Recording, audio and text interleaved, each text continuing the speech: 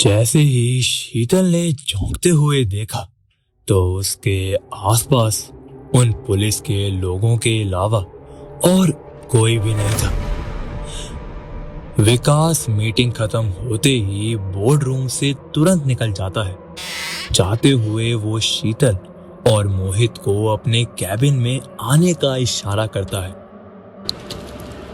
अरे यार, मैं चाहता हूं कि ये डील हमें ही मिले और ये करोड़ों की डील हाथ से जानी नहीं चाहिए यार।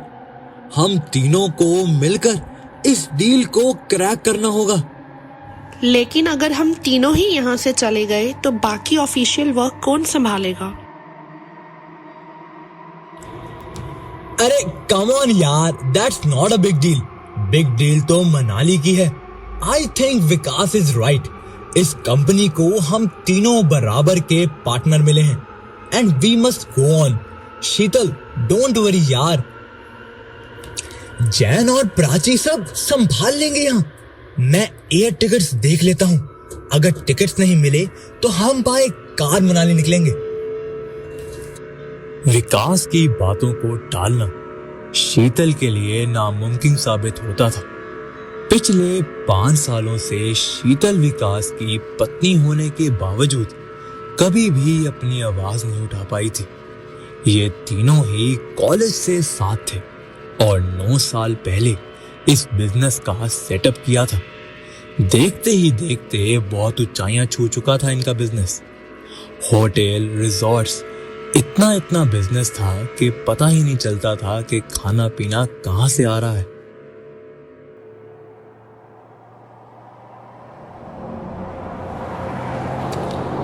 तुझे याद है विकास, आखिरी बार हम कब निकले थे ऐसी ट्रिप पर?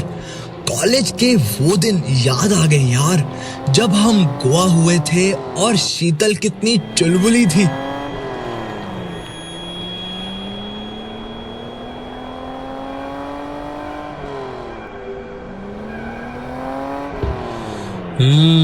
वी हैव रीच्ड यार। थोड़ी देर में लॉबी में मिलते हैं।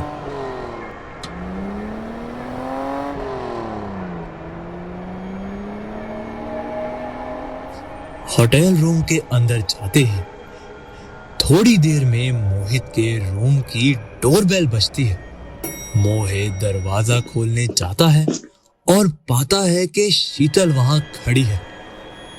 तू अभी तक रेडी नहीं हुआ? विकास वेट कर रहा है लॉबी में। अरे थोड़ी देर में क्या हो जाएगा, थोड़ा वेट करने दे। चल बता, तू क्या पिएगी? मैं अपने लिए तो कॉफी बना रहा हूं, तू क्या लेगी ये बता। अरे एक सेकंड, मुझे पता है कि तू इस टाइम ब्लैक कॉफी ही पिएगी। काश ये बात विकास को भी पता होती। विकास और मोहित काम के सिलसिले से बाहर गए थे। काफी रात होने पर भी जब वो नहीं लौटे और उनका कोई अता पता नहीं था तो शीतल ने बिना डरे विकास के नंबर पर कॉल कर दिया। शादी के बाद विकास ने शीतल को कई बार डांटकर उसको असूलों के बारे में समझा दिया था। उसे शालिनी का फोन पर पूछताछ करना बिल्कुल भी पसंद नहीं था।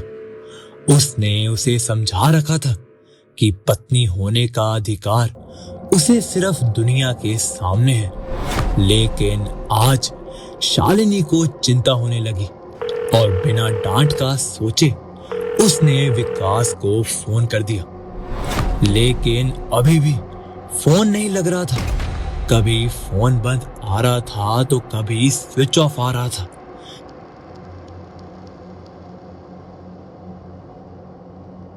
तभी शीतल ने होटल मैनेजर को जाकर इन्फॉर्म कर दिया।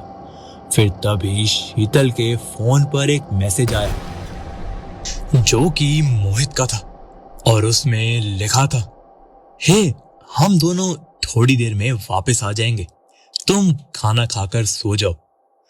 मोहित की फिक्र जताने की आदत आज भी वही थी, कॉलेज के दिनों की तरह वो आज भी फिक्र किया करता था। उन तीनों की दोस्ती से सब जलते थे, इसलिए उनके कुछ क्लाइंट्स भी उनसे जला करते थे। खाना खाते ही शीतल को नींद आ गई थी, लेकिन अपने कमरे के बाहर से कुछ खिसकने की आवाज सुनकर एकदम नींद खुल गई थी। उसने अपनी आंखें खोली तो कमरे में अजीब सा सन्नाटा छाया हुआ था। उसने फटाफट कंबल उतारा और बेड से उठ गई और फिर से वो आवाज आने लगी।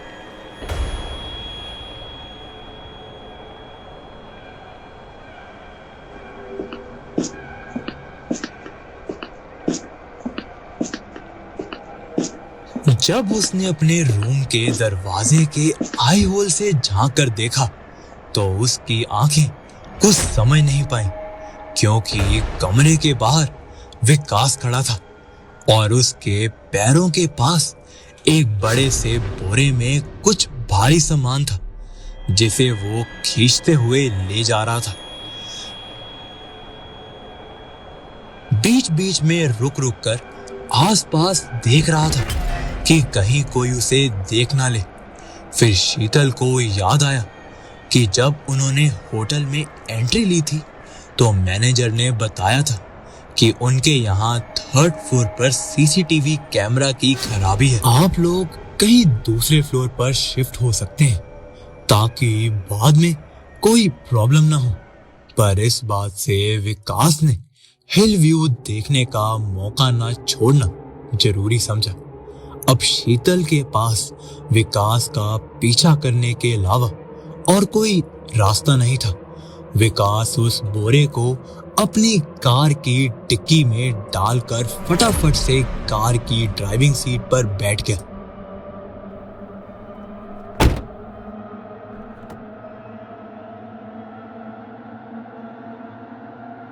इससे पहले कि शीतल उसे कुछ पूछ पाती, विकास तेजी से कार चलाते हुए वहां से भाग गया। आखिर क्या था उस बोरे में जिसे विकास आधी रात को इतना छुप छुपा कर ले जा रहा था? ये सवाल शीतल को परेशान कर रहा था। तभी उसके बगल में आकर कोई बोला, अरे यहाँ इतनी रात को क्या कर रही है तू? अपने पीछे मोहित को खड़ा देख शीतल की जान में जान आई थी। उसे सारी बात वो बताना चाहती थी, पर मोहित ने जैसे उसका मन पढ़ लिया हो। उसे समझ आ गया था कि कुछ हुआ है और उसने मुस्कान लाते हुए उसे कहा, अरे परेशान मत हो तुम, चल जाकर सो जा। विकास की खबर अब सुबह ही मिलेगी। तुझे तब जो जानना हो जान लेना।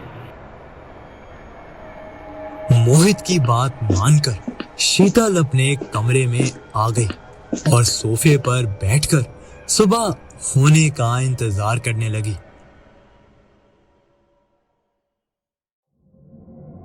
सुबह होते ही उसके कमरे पर किसी ने नॉक किया। जब उसने आंख खोली तो खुद को बेड पर पाया। ये देख उसे कुछ समझ नहीं आया, क्योंकि उसे अच्छे से याद था कि रात को वो सोफे पर बैठी बैठे ही सो गई थी। आखिर वो बिस्तर तक कैसे आई, ये सवाल उसके दिल में चल रहा था। Ma'am please kindly open the door, it's an emergency ma'am, please open the door. बिस्तर से उठते ही फटाफट शीतल ने दरवाजा खोला।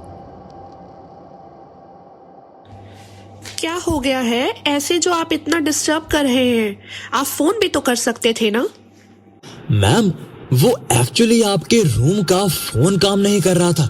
हमें बहुत बार ट्राई किया, यहाँ तक कि हमने आपके पर्सनल नंबर पर भी कॉल किया, पर वो भी नॉट रीचेबल आ रहा था। अच्छा, और कहिए क्या बात है? मैम वो नीचे पुलिस ऑफिसर्स आ रखे हैं, वो आपके बारे में पूछ रहे हैं। प्लीज उनसे आकर मिल लीजिए। शीतल वेटर के जाते ही नीचे पुलिस से मिलने आई। अरे देखिए मैम, आपके लिए थोड़ा शॉक्ड होगा, लेकिन आपको ये बताना बहुत ज़रूरी है कि आपके पति विकास अब इस दुनिया में नहीं रहे। कल रात एक कॉल आया था हमारे पास, जो कि विकास जी का था। उन्होंने अपना क्राइम का कन्फेशन किया था कि उन्होंने अपने बिजनेस पार्टनर मोहित का मर्डर कर दिया था।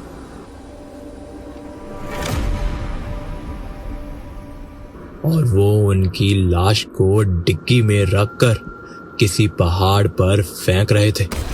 तभी उनको एहसास हुआ उनकी भी मौत होने वाली है। बस इतना कहते ही उन्होंने फोन काट दिया और फिर जहां उनकी कार रुकी थी वहां के लोगों ने उनको किसी बोरे के साथ उस पहाड़ी से गिरते देखा। अब ये सब सुन शीतल के पांव तले जमीन खिसक गई थी। आखिर जो रात को मुझसे बात कर रहा था वो कौन था? अगर वो मोहित को मार चुका था, और विकास ने आखिर मोहित को क्यों मारा? क्योंकि उसको शक था कि तुम्हारे और मेरे बीच में कुछ है। जब मोहित की आवाज शीतल ने सुनी तो इधर उधर देखा तो वहां कोई नहीं था।